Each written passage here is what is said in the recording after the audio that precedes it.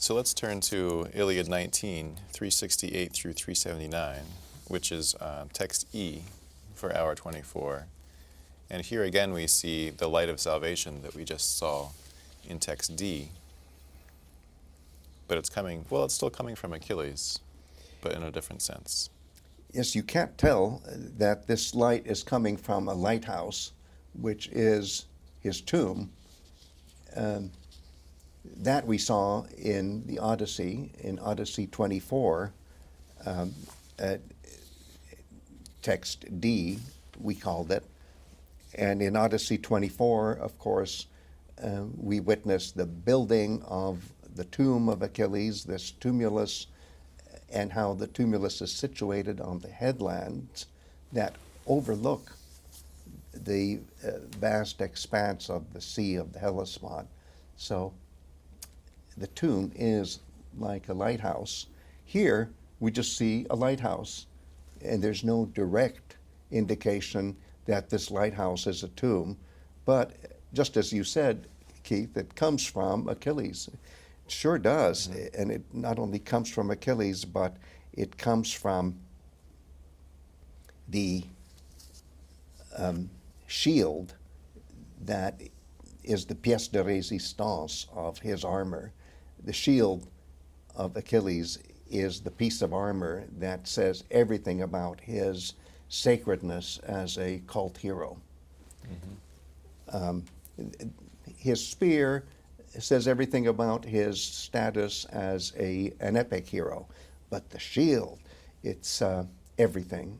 And when Hephaistos, the divine artisan, makes the shield, it's like a cosmos for the hero to inhabit. It's like his whole epic world, practically, and then some. Here,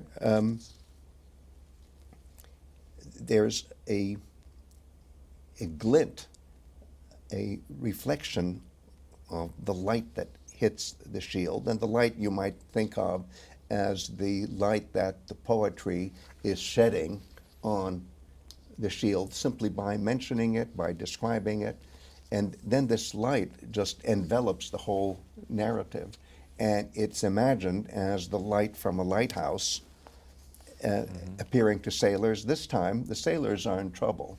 They're lost. They need to be saved.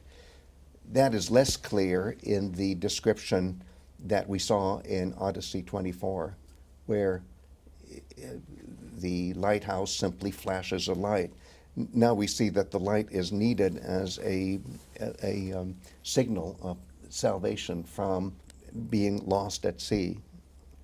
And then the narrative brings things full circle so beautifully, where we read, so also did the gleam emanating from the shield of Achilles reach all the way up to the ether. So it's so important, so cosmically all-encompassing, that it dominates our imagination.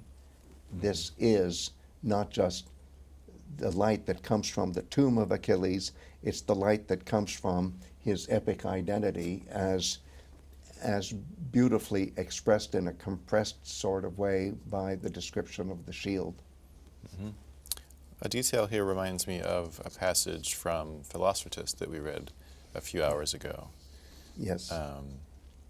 There's this description of Achilles putting on his armor as a warrior, all of his, accessories, you could say. Yes. And here he is on the Trojan plain. And in Philostratus, we read how the Trojan warriors appeared still on the plain, yes, shaking their spears or yes, waving the crests of their helmets, the crests on or the blowing helmets, in the breeze, yes, or something like that. And this is the same kind of they make an epiphany, right? And this is an epiphany, right? And it's conveyed by a flash of light that emanates from this self-identifying, wondrous thing, which is the shield.